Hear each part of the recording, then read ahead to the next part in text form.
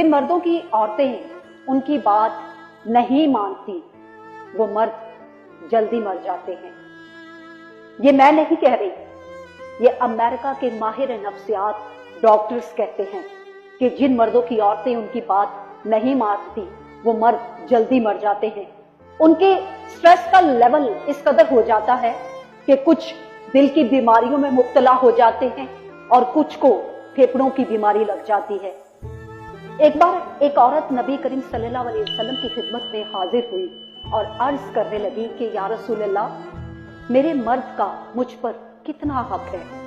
तो नबी करीम सल्लल्लाहु अलैहि वसल्लम फरमाने लगे कि तुम्हारे माँ बाप, तुम्हारे बहन भाई, तुम्हारी औलाद, तुम्हारे रिश्तेदार, हर रिश्ते से बढ़कर तुम्हारे शौहर का हक तुम पर ज्यादा है।